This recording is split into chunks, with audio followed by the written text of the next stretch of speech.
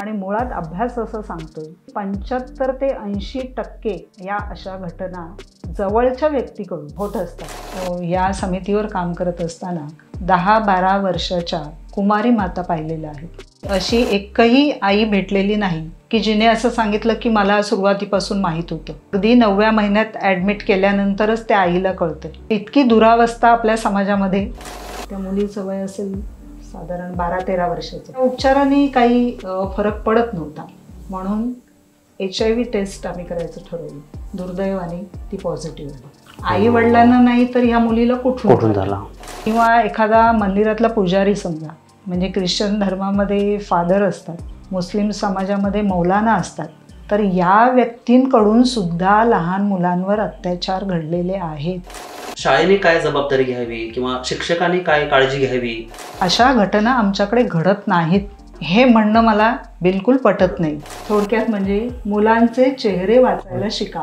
पोलिसांकडे जाणं उचत नसेल, स्वयंसेवी संस्था आहेत, त्यांच्याशी बोला, पण बोला, नक्कीच तुम्हाला मार्ग सापडेल. नमस्कार, मी प्रदीप शिवगण. बॅक टू बेसिकमध्ये तुम्हा सर्वांचं पुन्हा एकदा स्वागत आहे. आजचा विषय थोडा गंभीर आहे, अस्वस्थ करणारा आहे. आजचा विषय आहे लहान मुलांचे लैंगिक शोषण. आपल्या आजूबाजूला ज्या घटना घडत आहेत त्या बघून अस्वस्थ व्हायला होतं. पालकांना, एकूणच समाजाला कसं रिॲक्ट व्हायचं तेच कळत नाही. या सगळ्याच घटकांकडे कसं बघायला पाहिजेत हे थोडंसं जाणून घ्यायला, याविषयी मार्गदर्शन करायला आपल्यासोबत आहेत ज्येष्ठ सामाजिक कार्यकर्त्या, समुपदेशक श्रद्धा कळंबटे मॅडम. मॅडम नमस्कार. नमस्कार. बॅक टू बेसिकमध्ये तुमचं स्वागत आहे. मॅडम, बॅक टू बेसिक हा जो कार्यक्रम आहे त्याचा फॉर्मॅट मुळात बेसिककडे या असा आहे. म्हणजे हा जो विषय आहे, हा विषय म्हटला की ह्याचे कायदे काय असतील आणि काय काय घटनांचे संदर्भ, मग समुपदेशन कसं, असं नाही आहे. सामान्यांना ह्या घटना वाचल्या जे प्रश्न पडतात त्याविषयी आपण चर्चा करणार आहोत. हा विषय आल्या आल्या एक प्रश्न पडतो सामान्याला की ह्या ज्या घटना घडत आहेत, लहान मुलं लैंगिक शोषणाला बळी पडत आहेत, ह्याला जबाबदार कोण? जबाबदार कोण हे बघण्याआधी आपण थोडंसं लैंगिक अत्याचार ही बाब नेमकी काय आहे, तर आमच्या दृष्टीने लैंगिक अत्याचार ही एक विकृती आहे. आणि या विकृतीबाई अगदी समाजातल्या 6 महिन्याच्या बाळापासून ते अगदी वृद्धांपर्यंत असे लैंगिक अत्याचाराला व्यक्ती बळी पडत असतात. आणि केवळ बळीच पडत नाहीत तर त्यांना काही कारणास्तव ठारही मारलं जातं. बापरे. तर इतका हा गंभीर विषय आहे. आणि याला जबाबदार कोण आहे, याला अनेक घटक जबाबदार आहेत. परिस्थिती तर आहेच, पण त्याचबरोबर आमच्या मते मुख्य जबाबदार आहेत ते पालक. आणि त्यानंतर जबाबदार व्यक्ती येते ही मुलं जेव्हा शाळेत जायला लागतात त्यावेळी शिक्षक, किंवा मग जसजशी मुलं मोठी होतात तेव्हा आजूबाजूची माणसं, शेजारी, नातेवाईक आणि मग इतर समाज, असे हे सगळेच घटक या घटनेला जबाबदार आहेत. समाजातले जवळजवळ सगळेच घटक असं आपण म्हणू? हो हो हो. नाही, पण मग मुख्य प्रश्न येतो, कुठल्याच आई वडिलांना असं वाटणार नाही की आपल्या मुलाच्या बाबतीत असं घडावं, तर मग पालक कसे काय जबाबदार? हा फार चांगला प्रश्न तुम्ही विचारलात. कारण ज्या वेळेला अशी एखादी घटना घडते ना, तेव्हा प्रत्येकजण आपले हात झटकताना दिसतो. पण आपण जर एक सामाजिक कार्यकर्ती म्हणून किंवा जर इतर सामाजिक क्षेत्रातलं जे सर्वेक्षण आहे त्याचा जर अभ्यास आपण केला तर त्यातून असं निष्पन्न होतं की दिवसातला जास्तीत जास्त वेळ मूल हे घरामध्ये असतं. शाळेमध्ये 5 ते 6 तास, किंवा गुरुकुल सारखी शाळा असेल तर तिथे जास्त वेळ असतो, पण जनरली मूल घरामध्येच जास्त वेळ असतं. आणि आत्ता सध्या आपण असं पाहिलं आहे की आई वडील दोघंही नोकरी व्यवसाय करणारी असतात. आणि त्यामुळे मग मुलांना काय होतं की त्यांचं खाणं पिणं, त्यांना लागणाऱ्या गोष्टी, त्यांना लागणाऱ्या सोयीसुविधा हे आपण दिलं की आपली जबाबदारी संपली असं ह्या पालकांना वाटत असतं. पण इथेच आपण चुकतो. कारण मुलांना जर घडवायचं असेल चांगल्या प्रकारे तर अशा भौतिक सुखसोयी आणि पैसा अडका यापेक्षा तुम्ही त्यांना पुरेसा वेळ, आणि तोही वेळ कसा, तर ज्याला आपण क्वालिटी टाईम म्हणतो, तो देणं गरजेचं आहे. आणि त्याच्यामध्ये मुलांबरोबर सुसंवाद, नुसतं मुलांबरोबर असणं नाही अपेक्षित आहे, मुलांशी तुमचं सुसंवाद घडला पाहिजे, त्यांच्याशी बोलणं झालं पाहिजे. आणि इथेच समाजामध्ये आम्ही जे पाहतो ना, इथेच पालक कमी पडतात आणि मग अशा घटना आपल्याला घडताना दिसतात. आता ही आपण जे बोललो ते घटना घडल्यानंतर, म्हणजे घटना घडली की पालक झटकतात म्हणा, किंवा संवाद नसल्यामुळे मग बावरतात, अजून कसं करायचं कळत नाही. बरोबर. ही घटनाच घडू नये म्हणून काय जबाबदारी पालकांनी काळजी घ्यावी? बरोबर आहे. तर याच्यात मुख्य असं आहे की घटना घडू नये म्हणून, ह्या घटना कशा घडतात, आकस्मिक अशी घटना घडत नाही. म्हणजे एका अशा विकृत माणसाच्या संपर्कात मूल आलं आणि ताबडतोब घडलंय असं होत नाही. आणि मुळात अभ्यास असं सांगतोय की 75 ते 80% या अशा घटना जवळच्या व्यक्तीकडून, अगदी घरातल्या प्रत्यक्ष किंवा शेजारी किंवा अगदी जवळचे नातेवाईक, याही पेक्षा अगदी जवळचं म्हणजे प्रत्यक्ष जन्मदाता किंवा घरामध्ये असलेल्या ज्येष्ठ व्यक्ती, ज्यांना आपण आजोबा वगैरे म्हणतो, अशा वयाच्या व्यक्ती यांच्याकडून होत असतात.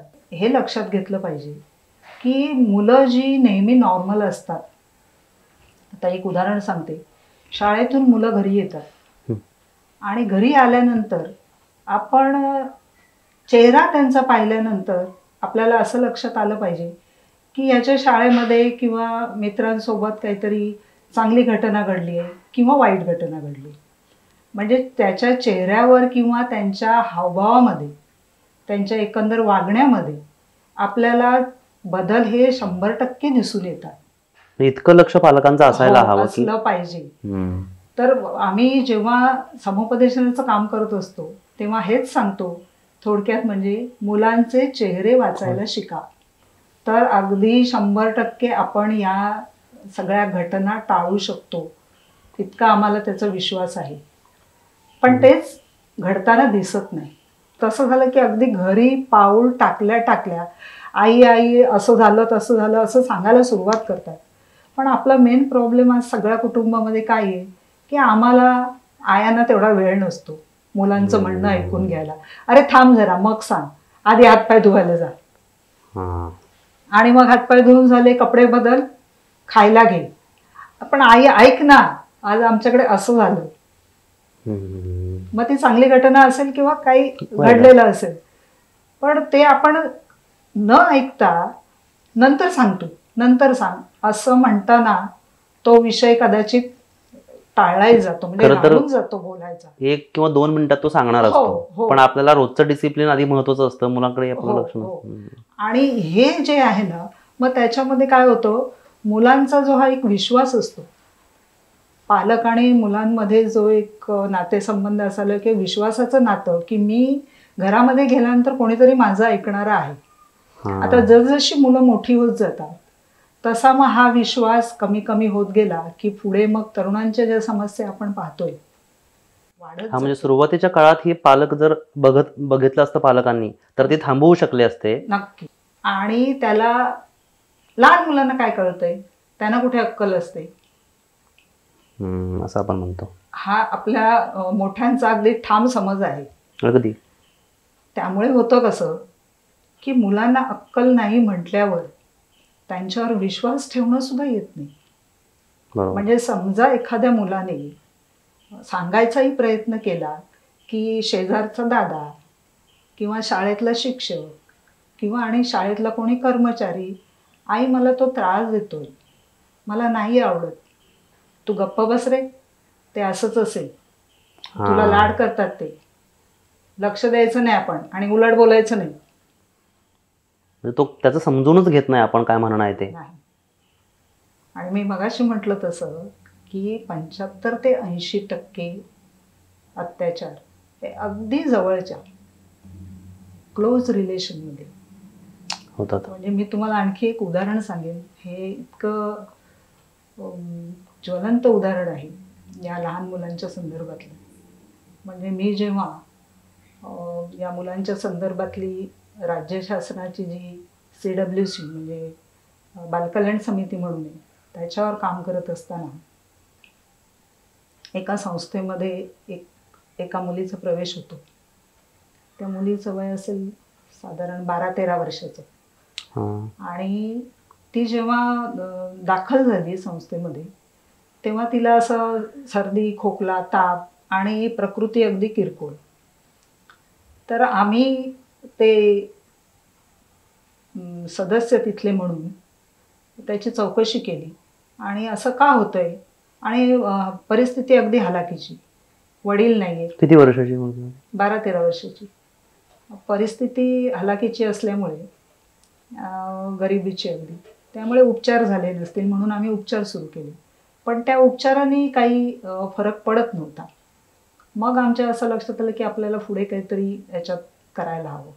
म्हणून HIV टेस्ट आम्ही करायचं ठरवलं आणि दुर्दैवाने ती पॉझिटिव्ह आली. आणि मग आमच्या पुढे आव्हान असं होतं, कारण ही समिती आहे ती मुलांची काळजी आणि संरक्षणाच्या दृष्टीने स्थापन झालेली समिती असते. आत्ता आमचा प्रश्न असा होता, वडील नाही आहे तिला, ही एवढी लहान मुलगी तिच्या मामाकडे राहायची, आई घेऊन तिला राहत होती. तर हा आजार हिला झाला कसा, हा मुळात प्रश्न आहे. कारण केवळ उपचार करून आपल्याला जर एखाद्या सामाजिक समस्येवर समस्या जर ती पूर्णपणे तिचा नायनाट करायचा असेल तर त्याच्या मुळाशी गेलं पाहिजे. आणि म्हणून आम्ही तो प्रयत्न केला की हिला लागण कशी झाली. म्हणून तिच्या आईला बोलावून घेतलं आणि तिला विचारलं, बाबा तुमच्या घरामध्ये कोणाला HIVचा संसर्ग वगैरे झालेला होता का, वडिलांना, तुम्हाला वगैरे? तर नाही म्हणे, आम्हाला कोणाला नाही. मग आम्ही आणखी सावध झालो. आई वडिलांना नाही तर ह्या मुलीला कुठून झाला. आणि लहान मुलांशी बोलताना बघा खूप त्यांना विश्वासात घ्यावला, अशी चटकन ओपन होत नाही, बोलत नाही.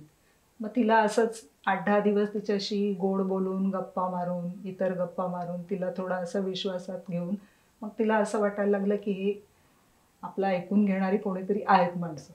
आणि हे करता करता मग तिला, मग तुला कोणी त्रास देत होतं का, तू मामाकडे होतीस तिकडे कोणी तुला त्रास देत होतं का, असं हे असे प्रश्न विचारून तिच्याकडून ते उत्तर काढून घेतलं. बऱ्याच दिवसांनी तिने सांगितलं की माझा मामा मला त्रास देत होता. म्हणजे हे उदाहरण तुम्हाला यासाठी सांगितलं की आपण समाजामध्ये अशी काही नाती आहेत, काका, मामा, अगदी सख्खी चुलत भावंड, सख्खी सुद्धा, आणि वडील तर आपण बघतोच आहे, आजोबाजो, म्हणजे इतक्या जवळच्या नात्यामध्ये सुद्धा मुलांवर अत्याचार होताना दिसतात. तर यासाठी माझं नेहमी म्हणणं असतं की तुम्ही मुलांचे चेहरे वाचायला शिका. हे खरं तर सगळं ऐकून धक्का बसायला पाहिजे होता, पण बसत नाही. याचं कारण रोज या बातम्या वाचतोय आम्ही. हो. आणि त्यामुळे त्याची तीव्रता हळूहळू कमी होत चालली. दुःख किंवा अस्वस्थता कमी होत नाही, पण अरे बापरे हे कसं. म्हणजे आता तुम्ही बोलता बोलता म्हणालात की बाबा, भाऊ, काका, मामा, म्हणजे काही नात्यांना काही अर्थच उरला नाही इथपर्यंत आपण आलोय. साहजिकच पालकांनी हे सगळं करायला हवं. बोलता बोलता तुम्ही मगाशी घटकामध्ये सुद्धा असं म्हटलात की स्वतः मुलं पण काही कारणे, काही म्हणजे काही काय म्हणू आपण त्याला, काही गोष्टींसाठी किंवा काही मर्यादेपर्यंत जबाबदार आहेत. असं बोलता बोलता त्यांनीही काही काळजी, किंवा 12-13 वर्षाची 14 वर्षाची मुलं तरी किमान काळजी घेऊ शकतात का. म्हणजे आमच्यासारख्या सामान्याला वाटतं काय की हे त्यांचं खेळायचं बागडायचं वय, त्यांनी कशी काय काळजी घ्यायची, म्हणजे कसं. बरोबर आहे, हे त्यांचं खेळण्या बागडण्याचं वय आहे. आणि या घटनांपायी पालकांनी खरोखरच त्यांना डांबून ठेवू नये. कारण तो त्यांचा, आपले हक्क जे मुलांचे आम्ही म्हणतो त्याच्यात हा त्यांचा हक्क आहे. खेळण्या बागडण्याचा हा मुलांचा हक्क आहे, तो कधीच हिरावून घेऊ नये. पण याच्यात काळजी मुलांनी कशी घ्यायची, तर पालकांनी मुलांना समजावून काही गोष्टी सांगणं गरजेचं आहे आजच्या काळामध्ये. की जसं अलीकडे गुड टच आणि बॅड टच हे सर्वत्र आता झालेलं आहे. माहिती सगळ्या पालकांना आहे त्याची, म्हणजे ही माहिती दिलीच पाहिजे. परंतु याच्याबरोबर मुलांना असा विश्वास दिला पाहिजे की समजा कोणीही तुला बाहेर घरात किंवा बाहेर जर काही त्रास देत असेल आणि त्यांचा स्पर्श जर तुला आवडत नसेल, कोणता म्हणजे साधं पापा घेणं आपण म्हणतो, तेही मुलांना, काही मुलं सहज हसतात, पण काही मुलं लगेच हाताने पुसून टाकतात, मान असं तोंड फिरवतात, म्हणजे त्यांना नाही आवडत ते स्पर्श. तसेच जर कुठेही तुमच्या शरीराला स्पर्श केलेला जर तुम्हाला आवडत नसेल आणि ती व्यक्ती जर तुम्हाला त्रास देत असेल तर ताबडतोब आम्हाला येऊन सांगायचं. घरी येऊन तुम्ही सांगा असं मुलांना जर आपण सांगितलं. कारण होतं कसं, या व्यक्ती आहेत ना, ह्या धमक्या देत असतात की तू जर कोणाला हे सांगितलंस, मी तुला असा त्रास देतोय, तर मी तुलाही मारून टाकेन, तुझ्या आईवडिलांनाही मारून टाकेन. आणि हे मारून टाकणं जे आहे ना, ह्याने मुलं घाबरतात अगदी, आणि त्यामुळे त्या गोष्टी लपवतात. आणि म्हणून हेही मुलांना स्पष्टपणे सांगितलं पाहिजे, असं कोणीही तुला कितीही धमक्या दिल्या ना तरी तू घाबरायचं नाहीस, तू घरी येऊन सांगायचं, किंवा शाळेत जर असेल तर शाळेतल्या शिक्षकांना सांगायचं. पण त्यांनी सांगितलं पाहिजे, हे बिंबवायचं त्याच्यावरती, मुलांनी ते केलं पाहिजे. हो हो हो, तो विश्वास. म्हणूनच मी मगापासून म्हणते की पालक आणि मुलं यांच्यामध्ये विश्वास असला पाहिजे. मुलाला पूर्ण खात्री असली पाहिजे की मला काहीही त्रास झाला तरी माझं कोणीतरी ऐकून घेणारं आहे आणि ते खरं मानणारं सुद्धा आहे. कारण आपण जे मगाशी घटकांमध्ये बघत होतो, तर शिक्षक म्हणजे हे केवळ, म्हणजे आमच्याकडे आत्तापर्यंत हजारो प्रकरणं आम्ही हाताळली, त्यामुळे त्याच्यामध्ये केवळ पालक आणि शिक्षक म्हणजे शाळेतले एवढंच नाही, तर आजकाल इतके क्लासेस झालेले आहेत. तर या क्लासेसमध्ये सुद्धा मुलं आपली जातात, तर तिथले शिक्षक म्हणा, तिथे आणि कोणी कर्मचारी वर्ग असेल तर ते कसे आहेत, मुलांना त्यांच्यापासून काही धोका तर नाही ना, हे सुद्धा पालकांनी पाहणं गरजेचं आहे. कारण कित्येक वेळेला अशी अजाणती मुलं याच इतर जे शिक्षक, म्हणजे आता मी म्हणते ते क्लासेसमधले असतील किंवा आता म्हणजे बोलू नये, पण ही समस्याच आहे, त्यामुळे बोललं नाही तर त्याच्यावर इलाज होणार नाही. म्हणजे आपल्या हिंदू धर्मामध्ये बुवा बाबा हे जे आपण म्हणतो, किंवा एखादा मंदिरातला पुजारी समजा, किंवा इतर धर्मातले, म्हणजे ह्या घटना प्रत्यक्ष घडलेल्या आहेत. म्हणजे ख्रिश्चन धर्मामध्ये फादर असतात, मुस्लिम समाजामध्ये मौलाना असतात, तर या व्यक्तींकडून सुद्धा लहान मुलांवर अत्याचार घडलेले आहेत. मी तर म्हणेन की प्रत्येकावर तुम्ही सुरुवातीला अविश्वासच दाखवा. हीच आता परिस्थिती आलेली आहे. म्हणजे अगदी प्रत्येकावर, मग तो कितीही आपला शेजारचा व्यक्ती, आपले कितीही संबंध चांगले असू देत, आपण त्यांच्यावर अविश्वास दाखवायचाच की याच्यापासून माझ्या मुलाला धोका आहे. आणि मग त्यातून चांगलं निष्पन्न झालं तर ते चांगलंच आहे. नाही, अगदी बरोबर आहे ते. तर म्हणून ही काळजी जर आपण घेतली ना, तर नक्कीच आपण या घटना थोपवू शकू, अर्थात कमी तरी करू शकू. आणि जे त्याचं अगदी भयंकर रूप नंतर आपल्याला पाहायला मिळतं, म्हणजे अक्षरशः आम्ही या समितीवर काम करत असताना 10-12 वर्षाच्या कुमारी माता पाहिलेल्या आहेत. आणि आपण हा विषय जो मांडतोय ना इथे, म्हणजे आज तुमच्या माध्यमातून मला समाजापर्यंत पोचता येतंय की आम्ही जेव्हा त्यांच्या पालकांना, अशी 10-12 वर्षाची 13 वर्षाची मुलगी कुमारी माता म्हणून आमच्या समोर येते, तेव्हा आमचा प्रश्न पहिला असा असतो आयांना की तुम्हाला हे कळलं नाही का? कारण अगदी 7, 8, 9व्या महिन्यामध्ये त्या आमच्यापर्यंत येतात. नाही, मी जरा प्रेक्षकांसाठी जरा थोडंसं मोकळं करतो. कुमारी माता म्हणजे लहान लहान त्या प्रेग्नंट आहेत. हो. आणि अबॉर्ट करू शकत नाही अशी अवस्था. हो हो हो. जन्माला अल्पवयीन मुली ज्या असतात त्यांच्यावर त्या माता झालेल्या त्यांना कुमारी माता म्हणतात. म्हणजे पालकांना कळत नाही. हां, तोच तर मुद्दा आहे ना.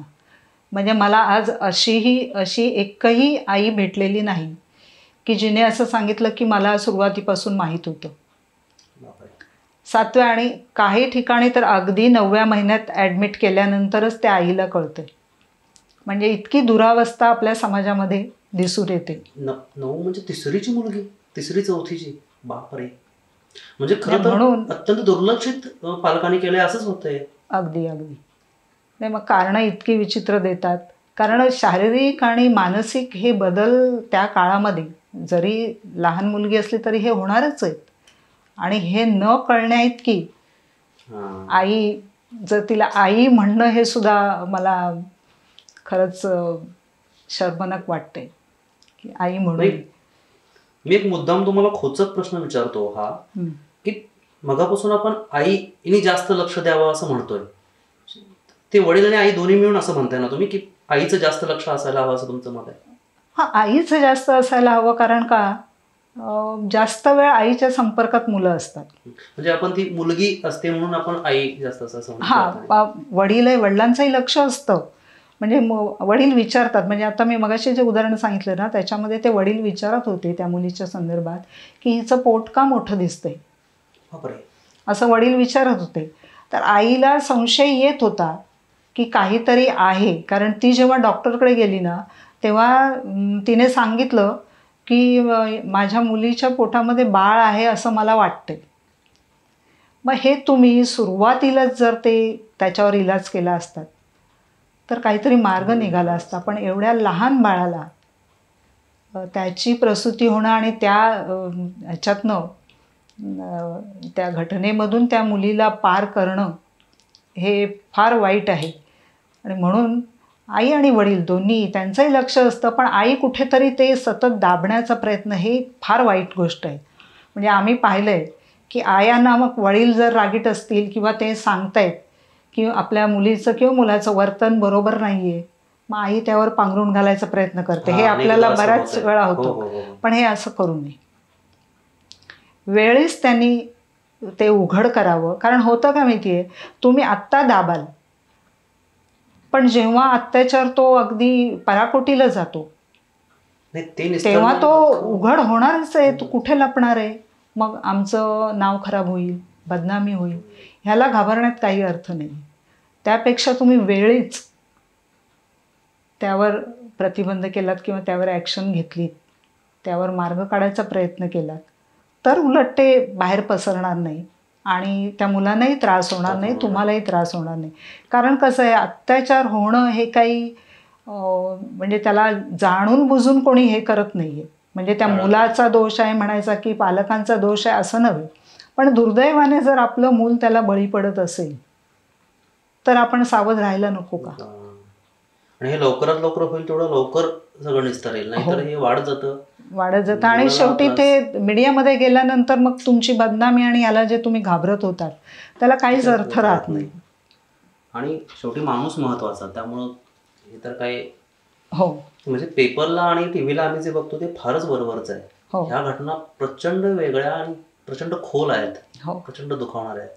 खरं तर ह्या अशा घटना ऐकताना पुढचे काय प्रश्न विचारायचे असा प्रश्न पडतो माझ्यासमोर. म्हणजे मी सुद्धा एका मुलगीचा बाप आहे आता, तर हे फारच धक्कादायक आहे आणि त्रास देणार आहे. पण मुलाखत किंवा लोकांपर्यंत हे पोहोचलं पाहिजे म्हणून आपण, बरोबर आहे, मगापासून पालक फक्त आपण म्हणतोय, पण 5-6 तास मुलं शाळेत असतात. तर शाळेने काय जबाबदारी घ्यावी किंवा शिक्षकांनी काय काळजी घ्यावी याबद्दल? बरोबर आहे. आता बघा, शिक्षक घरी आपली 1, 2, 3 मुलं असतात आणि शाळेमध्ये 30, 40, 50 असा वर्ग त्यांच्या समोर असतो. तरीसुद्धा मी असं म्हणेन की एक हा शिक्षक हा पेशा आहे, ती नोकरी नाही त्याला आपण म्हणत. अगदी पेशा आहे आणि ते कर्तव्य किंवा सामाजिक बांधिलकी असा जपणारा तो एक पेशा आहे. तेव्हा शिक्षकांनी एक सामाजिक कर्तव्य म्हणून, एक सामाजिक बांधिलकी म्हणून या विषयाकडे खरोखरच गांभीर्याने पाहण्याची आज गरज निर्माण झाली आहे. मग काय करायचं अशा वेळेला? आता तुमच्या वर्गामध्ये समजा 30-40 मुलं आहेत आणि मला वाटतं प्रत्येक मुलाचं तो कसा आहे, रोज कसा वागतो, अभ्यासात त्याची किती प्रगती आहे हे आपल्याला सगळं माहीत असते. किंवा त्याचा स्वभाव कसा आहे, तो शांत आहे, अवखळ आहे, कसा आहे, हे सगळं त्या शिक्षकाला माहीत असतं. अचानक या मुलांमध्ये बदल जाणवायला लागतो. समजा एखादा शांतपणे अभ्यास व्यवस्थित करणारं मुलं आहे, मुलगी आहे किंवा मुलगा आहे आणि चांगली प्रगती आहे शैक्षणिक आणि व्यवस्थित शाळेत येणारं जाणार आहे.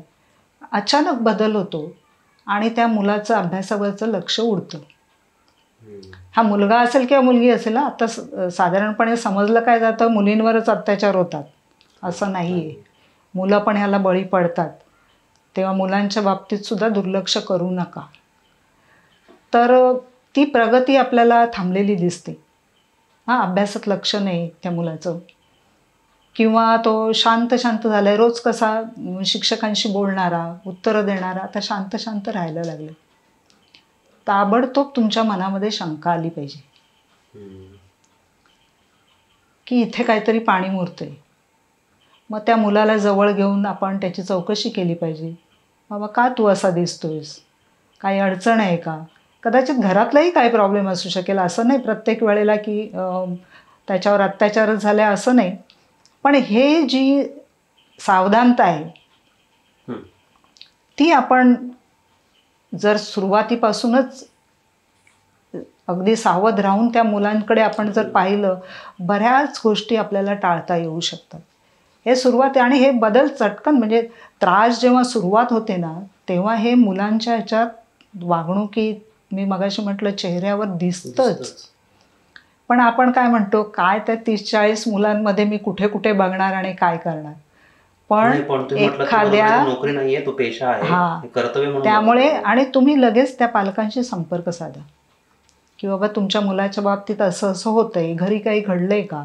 कदाचित घरी कोणी आजारी असेल किंवा घरूनही अशा तऱ्हेचा त्रास मुलाला होऊ शकत असेल, शेजारून होऊ शकत असेल, तेव्हा शिक्षकांनी पालकांशी आणि पालकांनी शिक्षकांशी, व जेव्हा आईला असं घरामध्ये आढळेल की मूल अस्वस्थ असतंय, खाण्यापिण्याकडे लक्ष नाही आहे, आपलं रोजचं हसणारं बागडणारं मूल शांत कुठेतरी कोपऱ्यात बसतंय, लगेच शिक्षकांकडे चौकशी केली पाहिजे की शाळेत काही घडलंय का, काय झालंय. आणि ह्याचा शोध घेताना आपल्याला नक्कीच जिथून कुठून त्याला त्रास होत असेल हे कारण सापडू शकेल.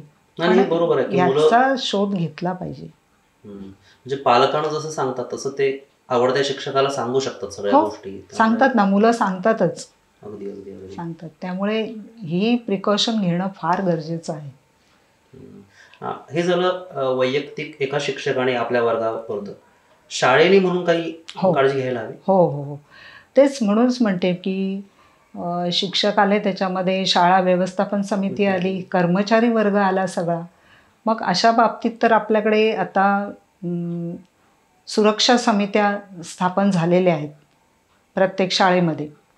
तर ह्या सुरक्षा समितीचं काम काय आहे मग, की ह्या सगळ्या घटकांनी एकत्र बसून हा आढावा घेणं की बाबा आपल्या शाळेमध्ये कोणाच्या बाबतीत असं काही घडतंय का, कुठे काही असं वातावरण आहे का.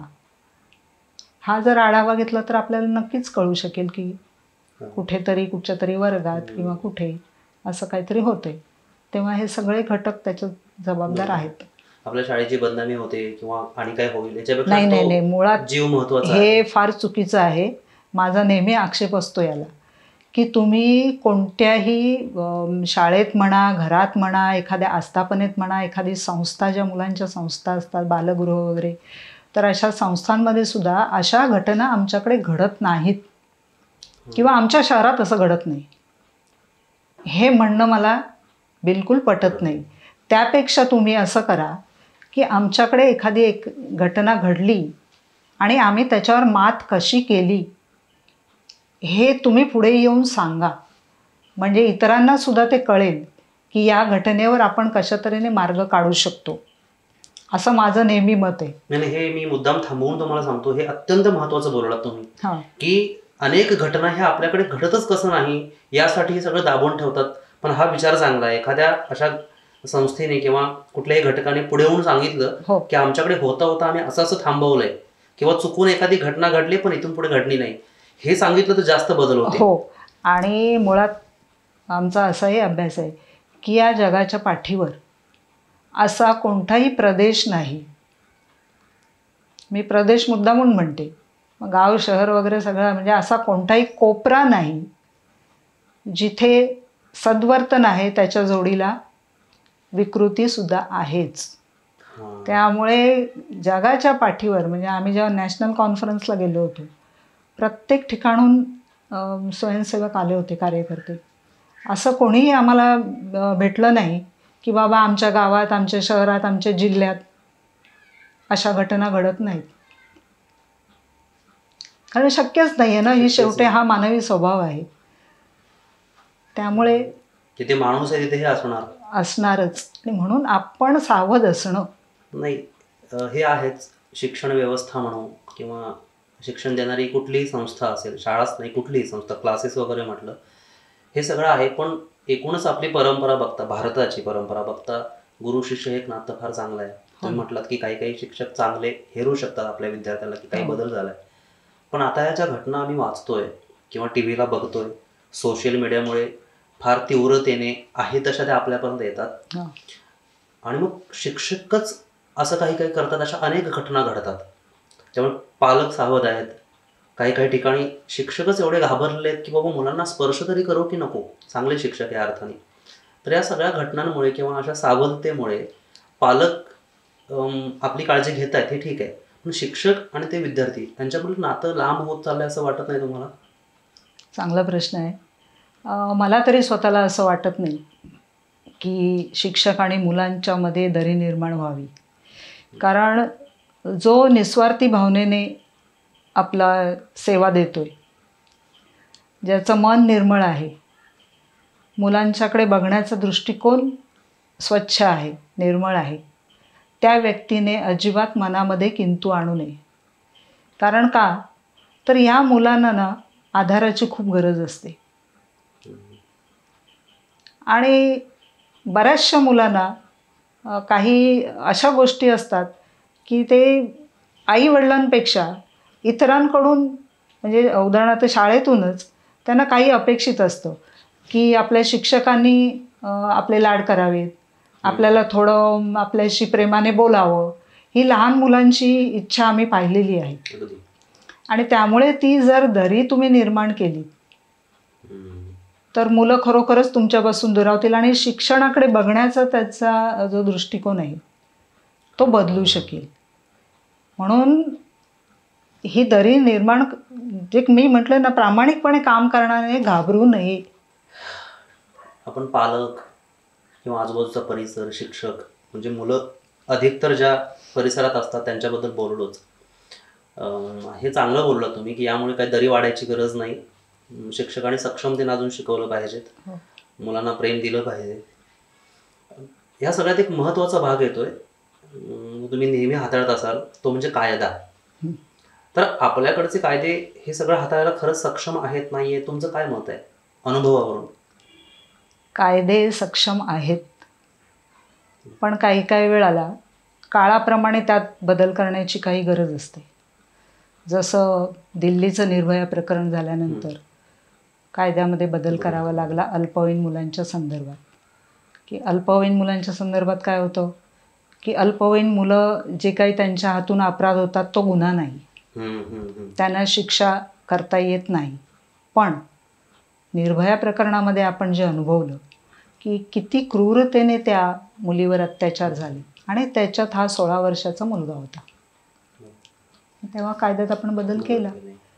मी स्वतः त्याच्यावर हे दिलेलं आहे, कारण मी तेव्हा होते त्या समितीवर. बालन्याय मंडळ म्हणून ते असतं, जिथे हे अल्पवयीन मुलांचं, सोप्या भाषेत सांगायचं म्हणजे लहान मुलांचं कोर्ट आपण म्हणतो, ते बालन्याय मंडळ, त्याच्यावर मी होते या घटनेच्या वेळेला. आणि आमच्याकडून त्याचं ते लेखी लिहून घेतलं होतं की कसं हे, म्हणजे आमच्याकडे सुद्धा तशीच एक केस आली होती आपल्या जिल्ह्यातली, आणि त्याचंही वय काहीतरी 16-17 असं होतं, म्हणजे अल्पवयीन होता. आणि मग त्या जो आपण बदल केला की अल्पवयीन जरी असला तरी त्याचा पूर्ण अभ्यास करून त्याने अगदी नकळतपणे, म्हणजे मूल या अर्थाने तो गुन्हा केला आहे की समजून उमजून ते त्याची बौद्धिक क्षमता तशी हे झालेली आहे, काय प्रौढांसारखी झालेली आहे, आणि त्याच्यातून त्याने तो गुन्हा केला आहे. हे आपल्याला अभ्यास करून तो दोषी आहे किंवा नाही हे ठरवावं लागतं. हा बदल झाला, असे वेळोवेळी बदल होत असतात. तेव्हा कायदे सक्षम नाहीत असं म्हणता येणार नाही. प्रश्न कुठे येतो? अंमलबजावणी. कायद्याची अंमलबजावणी व्यवस्थित होताना दिसत नाही. हे कायदे बऱ्याच वेळा दडपले जातात, त्यातून पळवाटा काढल्या जातात. आणि म्हणून कायदे सक्षम आहेत यासाठी ज्यांच्यावर अन्याय अत्याचार होतो त्यांनी कायद्याच्या कक्षेत जाणं आणि त्याचा आधार घेणं, त्यांची मदत घेणं हे फार गरजेचं आहे. तिथपर्यंत जाणं, बऱ्याच घटना तिथपर्यंत पोचत नाहीत. आणि आपण मग काय म्हणतो की कायदा सक्षम नाही, पण कायद्यापर्यंत ते गेलेलेच नाही आहेत. प्रचंड अस्वस्थ करणार आहे सगळं हे. हो, या घटकाशी निगडीत काहीही बोललं तरी खूप त्रास होणारीच गोष्ट आहे ही सगळी.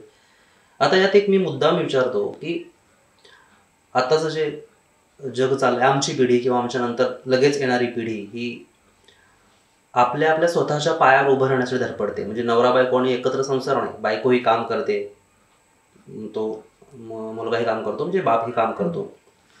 तर प्रत्येकाने आपापले ध्येय ठरवलेले आहेत, आपल्या मुलांना चांगलं काही द्यावं म्हणून ते करत आहेत. तर मग इतकं लक्ष जर मुलांकडे द्यायचं राहिलं, हे जर लोकांना कळायला लागलं, तर मग असा प्रश्न निर्माण होतो की नोकरी सोडून घरी बसावं की मग मुलंच जन्माला घालू नयेत, अशी चर्चा सुरू होण्यापर्यंत परिस्थिती गेली. ह्याच्याकडे तुम्ही कसं बघताय? हाही खूप छान प्रश्न आहे. कारण परिस्थिती तशी आलेली आहे. पण मला वाटतं आपली जी भारतीय संस्कृती आहे ती लग्न, संसार, वंशवृद्धी याला महत्त्व देणारी आहे. घरात जेव्हा लहान बाळाचं आगमन होतं, ही घटना फार आनंददायी आणि समाधानकारक आहे. त्यामुळे मला वाटतं मूल जन्माला न घालणं ही टोकाची भूमिका वाटते. की असं होतंय म्हणून मुलंच जन्माला घालू नये, ही फार टोकाची भूमिका लागली होऊ शकते. हो, तर त्यापेक्षा आपण आत्ता जी सगळी चर्चा केली त्यानुसार आपण जर सावध राहिलो. बघा, काही पालक असेही आहेत की अगदी गलेलठ्ठ पगाराची नोकरी असते, पण केवळ आपल्या मुलाचं संगोपन व्यवस्थित व्हावं, मुलाकडे लक्ष देता यावं म्हणून बऱ्याचशे पालक, आता ह्याच्यात आई असेल किंवा वडील असेल, अर्थात जास्त आईच हे घेते, अगदी अल्प प्रमाणात वडीलही काही त्यांनी आपला व्यवसाय किंवा नोकरी सोडलेली आहे किंवा गॅप घेतलेली आहे किंवा सोडूनही दिलेली आहे, असे आम्ही पालक पाहिलेले आहेत. मुलांच्या संगोपनात. हो हो हो हो, तडजोड ही आयुष्यात फार आवश्यक आहे. मग मुलाला आपण जर एवढं महत्त्व देत असू तर अशा तऱ्हेचं दोघंही जर नोकरी असेल तर काही काळ तुम्ही ते थांबवा. आणि पुन्हा लग्नाच्या अगोदर जर तुम्ही नोकरी करत असाल तर लग्नानंतर खरोखरच मला गरज आहे का, माझ्या कुटुंबाला मला नोकरी करण्याची गरज आहे का, हा जर तुम्ही प्रश्न स्वतःला विचारलात आणि तिथे ती गरज नसेल तर पूर्ण वेळ तुम्ही आपल्या मुलाला किंवा कुटुंबाला देऊ शकता. हे अगदी सोपे उपाय आहेत. किंवा काही वेळेला जी पाळणाघरात मुलं ठेवतात किंवा इतर कोणीतरी बाहेरची मंडळी त्यांना काका मावशी असं सांभाळायला ठेवतात, त्याऐवजी आपल्या घरामध्ये ज्येष्ठ व्यक्ती असतात, म्हणजे थोडक्यात आजोबा आजी म्हणा किंवा ज्येष्ठ काका मामा काकी मामी कोणी असू शकेल, तर त्यांचा आपण वापर करून घेतो का? हल्ली तो एक मोठा प्रश्न आहे ज्येष्ठ नागरिकांचा. पण मला असं वाटतं की मुलांसाठी आजी आजोबा यासारखं आई वडिलांपेक्षाही दुसरं दैवत नाही. पण हे तुम्ही जर या गोष्टी विचारात घेतल्या नाहीत आणि आपलं पैसा हेच एक, पैशाने सगळं काही विकत घेता येतं, ही ज्यांची मानसिकता आहे, बघायला गेलं तर त्यांच्या बाबतीतच या सगळ्या घटना आपल्याला घडताना दिसतात. नाही, आणि हा मुद्दा फार महत्वाचा आहे. कारण नवऱ्याला 1.5-2 लाख पगार असेल किंवा बायकोला असेल तर दोन्हीपैकी एकाने थांबायला हरकत नाही कुटुंबासाठी. शक्य आहे. म्हणूनच म्हटलं की याचा जरूर विचार करावा व समाज काय म्हणतोय याचा विचार करू नये.